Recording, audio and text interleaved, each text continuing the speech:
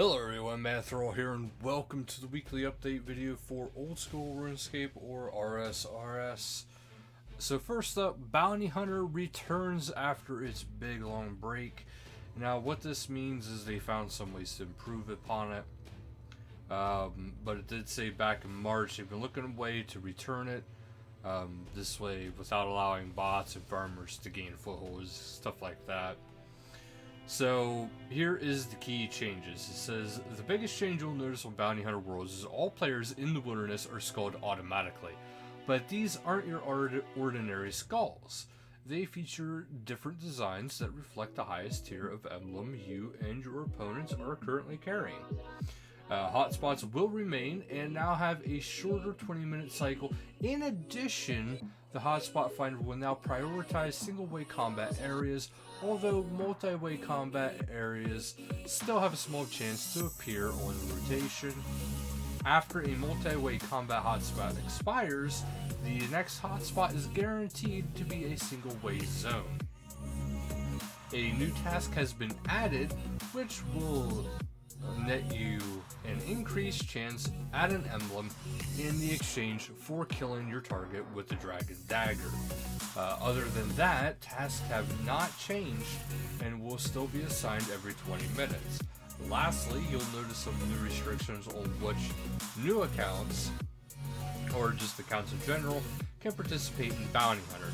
To join in the fun, you must now accumulate 20 quest points and 48 hours of total playtime.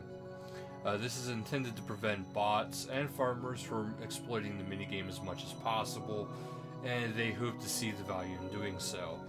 Even at the cost having to play through a non-PvP content to join PvP activity. And it says, as always, you must have at least combat level 30 to play Bounty Hunter. Finally, they've upped the ante to make the minigame even more exciting. In order to be assigned a target, you'll be needing to carry either an emblem of any tier or 20k gold pieces. Emblems. Mysterious emblems have been discontinued. The next time you log in, the remaining mysterious emblems you have will be exchanged for gold. Their replaced is the antique emblems, which will appear as loot drops from your target. There's also a chance for a loot reroll or loot roll to upgrade the emblem, although this is dependent on the following factors. Your target's combat level. Higher level targets will drop better rewards. The highest tier emblem you're currently carrying, again, the more you risk, the more prizes you'll get. Whether the kill took place in a hotspot, bear in mind that this will only apply for the first kill and then that hotspot to prevent farming. Whether the kill completed a task. So those are the different factors. It says there's also a silent cooldown that caps the rate at which players can receive emblems, similar to the system used for Marks of Grace. The rewards are as follows. In addition to the items from Last Man Standing and Slayer, which have been returned to the Bounty Hunter reward store, the following rewards will be available to purchase with points. Blighted foods. These foods will now heal the same as their non-blighted counterpart, but can only be eaten in the wilderness, which is the manta ray, anglerfish, and carambomb. All blighted, of course. Blighted potions. Blighted super restore potion is a potion that restores all stats except hit points. The restore values obtained per dose of the blighted super restore potion is identical to the regular super restore potion, but it can only be consumed in the cursed lands of the wilderness. Blighted spell sacks. Again, these sacks will act as a stand-in for the runes for their respective spells, but only in the wilderness. So you got the Ice Barrage, Bind, Snare, Entangle, and Teleblock. Of course, all blighted. Promissory notes. These notes can be exchanged for the items listed at the bank, provided that you already have one of the items promised. If you do, you can always trade the note away or keep it for when you need it, which is the Looting Bag Promissory and the Room Pouch Promissory. Blighted Vesta's Longsword. This is an untradeable weapon which will require 75 attack to equip.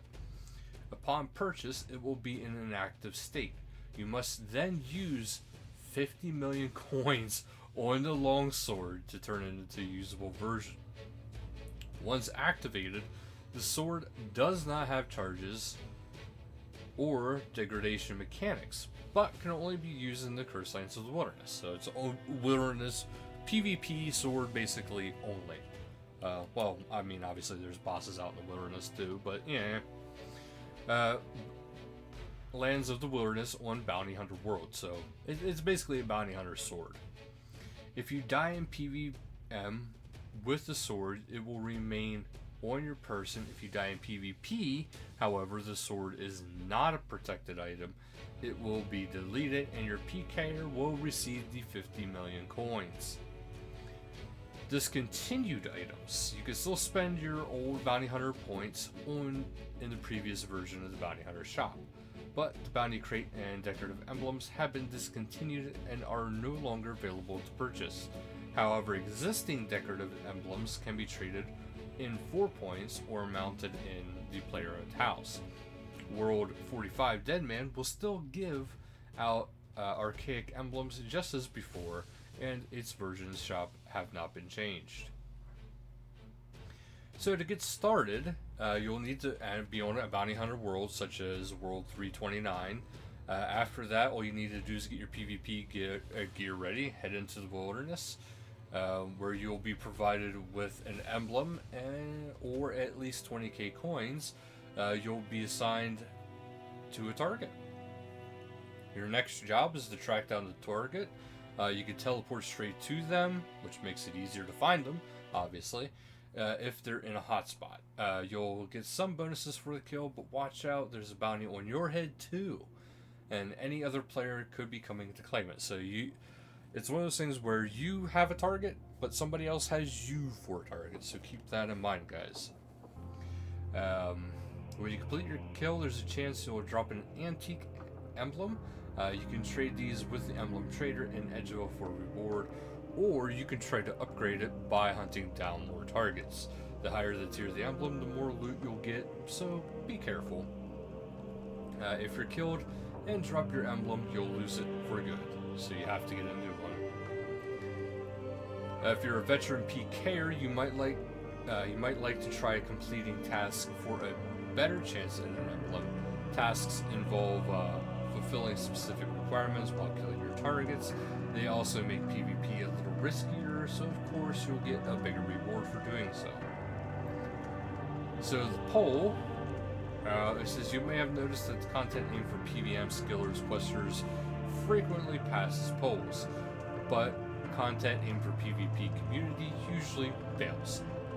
As nice as it is to assume that all our non-PvP content is 10 times as fun and brilliant, we suspect that there's other factors at play. For the players on the wrong end of PKing spree, there's a huge incentive to oppose anything that might work to the PKer's advantage. So if somebody's out there, an easy target for PKing, they're going to vote against anything that could go for PvP. So the wilderness has been an integral part of the game since Classic, and it deserves just as much love as the rest of the game. So in this update, they've compromised where nobody is missing out on awesome new wilderness content, but nobody is being disadvantaged by either. So that is why the blighted items are only usable in the wilderness, and the Blighted Vesta's Longsword is only really usable in Bounty Hunter worlds, which are entirely avoidable for those who don't want to participate in the minigame. Don't forget the DMM tournament beta. It'll go live Friday, April 24th at 1 p.m. BST. So they will be confirming the playtests are going to head as planned by 9:45 BST or 8:45 UTC from the @OldSchoolRS and @OSRS PvP Twitter accounts. In other news, There is a fixed tile in Mortmire Swamp that was unexpectedly teleporting players to dangerous areas in the PvP worlds. The poll booth in Profundus Bank has now been removed because it was causing obstruction and poll booths are no longer needed to vote. The corrupted Hunleaf no longer gives messages about the crystalline Hunleaf when it tramples you. Some missing entries have been added to the in-game skill guides. The restrictions preventing new accounts from trading items now include a cap on certain stackable items that can be dropped via PvP. Random events have stopped showing up in the demonic gorilla cave, and the deposit box interface buttons have been undergone some slight change to make it more user-friendly. Now, finally, there's also a little bit of a heads up here. There is a 100k plus pound for mental health and how to get involved. And it says life is that extra bit challenging for everyone at the moment, and isolation is proving a particular struggle for those impacted by mental health issues, which makes sense. Depression and those kind of things can be escalated quite badly with this kind of stuff going on. But Jaggeds wants to help as much as they can by supporting their fantastic mental health charity partners, the CPSL, Mind, the Princess Trust, and Rise Above the Disorder. So, in fact, as revealed by their CEO, Mod Pips, earlier this month, they have already pledged to donate an additional £100,000 to those partners. And here's how the £100,000 is going to be getting to their charities with the below in-game events in Old School plus RuneScape. So both versions are actually working towards this goal. Level up for charity. So get your skilling boost on people from 0 to 23:59 on Wednesday, April 29th. Jackets will be donating £1 to its charity partners for every 150 levels gained collectively by players. That's actually quite a bit. Up to a maximum of £34,500. So make sure you try to level up as much as possible. And the DMM contributions to get to the 100k pounds, the charity DMM tournament will have its 25,000 pound pool prize pool, plus the 6,000 pounds 1v1 tournament prize donated to the charities, along with donations unlocked through the drop in RS3 and level up for charity on OSRS. And lastly, take care of yourselves. And that's coming from them, coming from me, coming from everybody. Just take care of yourself. Reach out if you need to. Reach out to me. Reach out to the channel if you need to. I'll definitely always try to help and respond as best as I can. Also, there is a Discord for the channel. All you got to do is go to the main page, click on the Discord icon, and you'll be able to go to the invite and be sure to join. And always feel free to talk. Everybody in there so far is very friendly, and we'll weed out the unfriendlies if need be. So thank you guys so much for watching. Don't forget to like, share, subscribe, and until next time, later guys.